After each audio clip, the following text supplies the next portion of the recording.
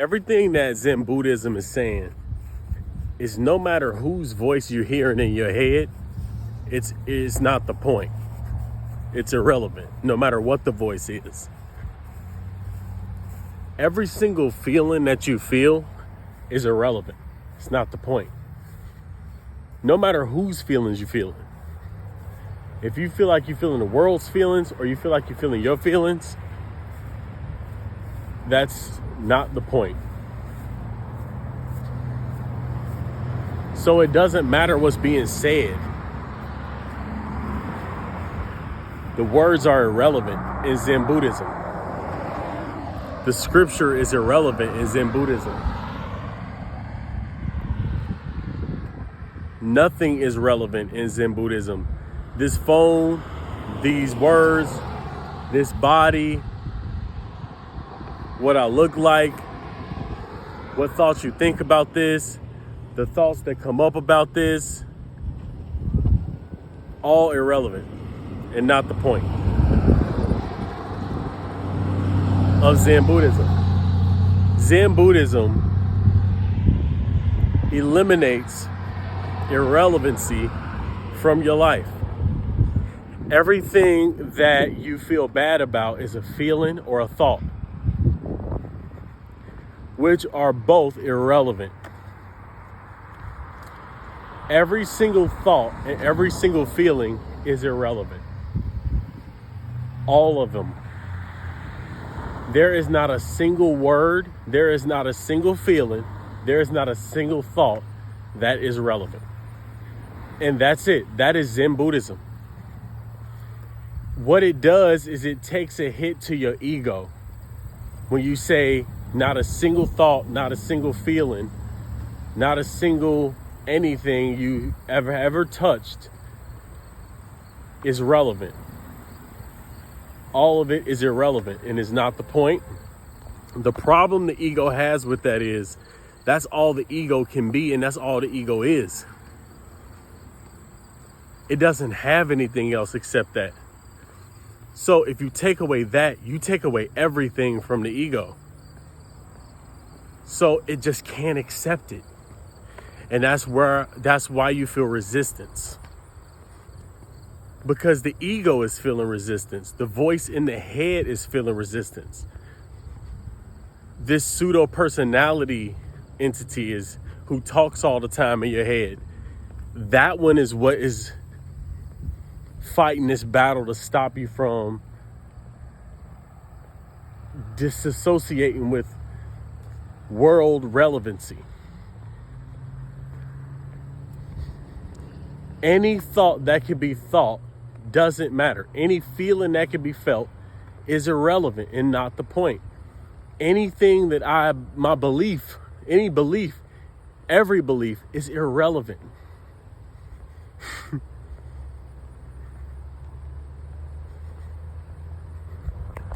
It is not the point. The point is beyond all points. The point is beyond what you can comprehend with your mind. It's beyond that. So the mind doesn't like that because the mind only can deal with content.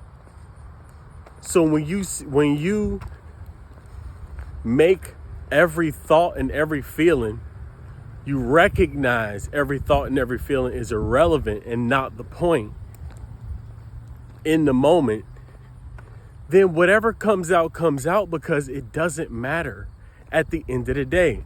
And we're not even talking about the words or the content. So it doesn't matter what we say. As long as we are here, things will be said, speaking will happen. But it is irrelevant. And when we think that our words and our thoughts and our feelings are relevant, we make them more important than what they are. And we fill them with this ego that likes to be something or go against something or be for something. Or likes to be smart or looked at as some way. To be looked at as some type of something. Zen Buddhism is the point beyond the points. It is the ultimate truth that doesn't even matter. Because the truth of this world is irrelevant. Because everything here is irrelevant and not the point. The point is all, not any particular. The particular is not the point. The individual is not the point. The economic status is not the point. The title is not the point. The trophy is not the point. The beliefs are not the point. Being correct is not the point. Because even if you are correct or incorrect, both are irrelevant. Because it's speaking about something that is also irrelevant. You're right about something that's also irrelevant. Equally irrelevant. It's all irrelevant.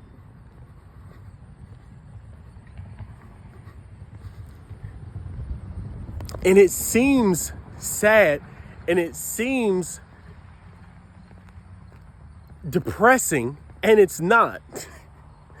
You just think that thoughts and feelings are very important and every single one of them means something. That's it. They don't mean anything. I don't mean anything. Everything I'm made of is irrelevant. It's irrelevant. Everything's made of is irrelevant. It all comes to naught. It just doesn't exist ultimately. And it doesn't matter ultimately. The ego hates that. It wants this to matter. It wants all of these lifetimes to matter. It wants this accumulated memory complex to matter. It wants the person speaking to matter. It wants the audience to matter. It wants the message to matter. It wants it to matter. It doesn't. And that's what's getting us caught up. We're so caught up in making things that don't have any meaning matter. Nothing matters. And that's Zen Buddhism. It realizes nothing matters, not even this teaching. The teaching is irrelevant. Nothing is relevant existentially. And that sounds and feels depressing. If you feel depressed from the words, that means that's how heavy the ego is. However weighty you feel from hearing this, or however resistant you feel hearing this, that shows the weight of the ego. If you feel totally light and free and liberated, that's good. That's less ego. That's ego withering away. But even that, good or bad, is irrelevant because it's still, what's true is true anyways. So no matter what points we make, it still doesn't matter.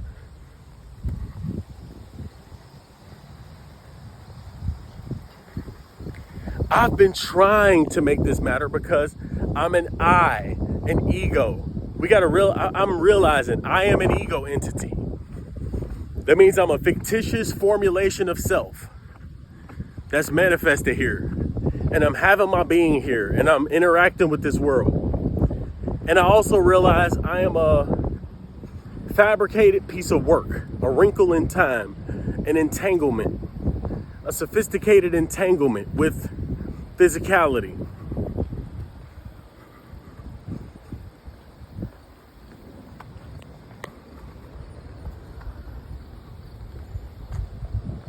Ultimately, none of which matters. Absolutely nothing matters, and that's freedom. Because as long as things matter, there is no freedom. As long as things matter, there is no freedom. There's only entanglement. We are entangled in this reality because of our investment into it. Good and bad, right and wrong, yes and no, good and bad, higher, lower, right, wrong, me, you, them, all of it is irrelevant and is not the point. The point is this, that is, existentially, now and here. That is the point. But that's not a point. So nothing is the point. Leave things alone. Leave things alone. Let them be. Stop interacting with them. Stop engaging with them with your full force and being. Stop. Engage them as you are. But don't engage them with all of your being. Because that's investment of yourself in it. It has nothing to do with anything. Just let it be whatever it is. It's irrelevant. No matter how important we think we are, we're irrelevant because nothing on this earth actually matters. It disappears into no thing. So it's irrelevant. It's irrelevant.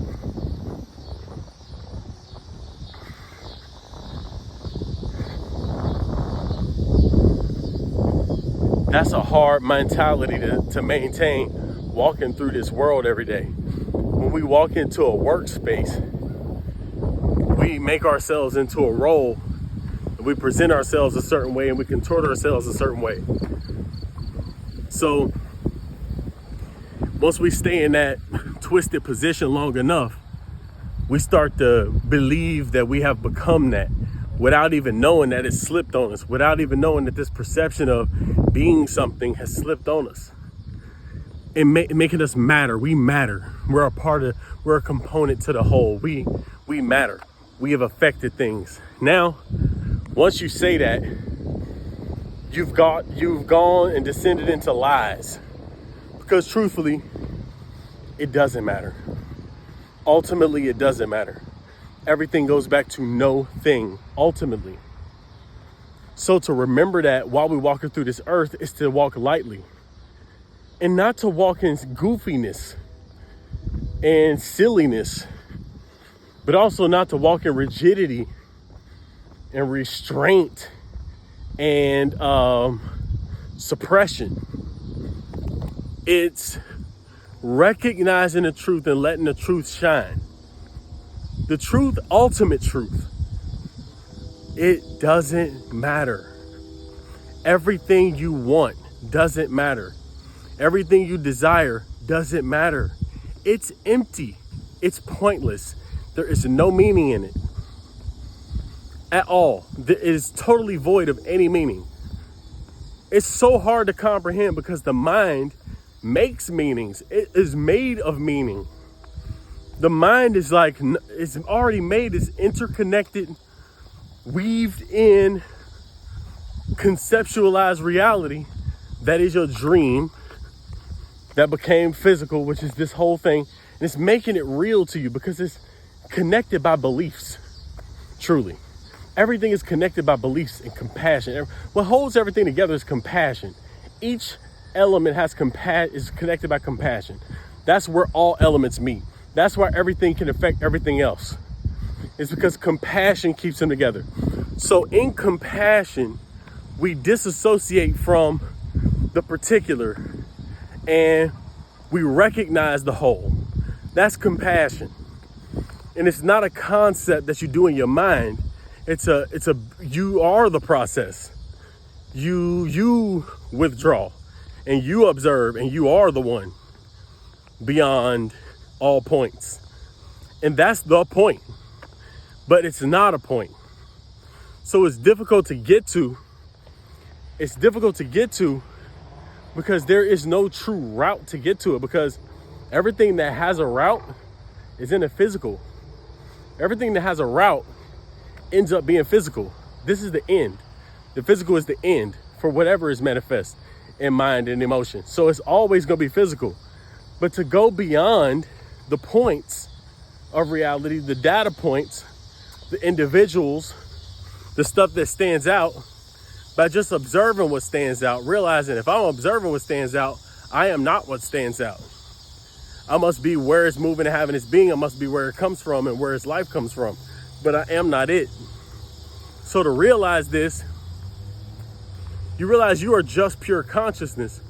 Whatever form you may be taking right now, you are just pure consciousness, and that's it. And that's not a concept either. That's not a concept either. That is. But anything that is irrelevant. Remember, just keep things in their right place. Everything is empty and irrelevant. Ultimately, it's not existentially, it doesn't existentially matter. Stuff relatively matters, but it does not existentially matter. So when you're ready to be rid of this reality that is so topsy-turvy, so back and forth, so black and white, good and bad, it always goes in a circle. You always end up on the bad, and then the good make you feel like you don't want no more bad, and then the bad, you keep going in the circle.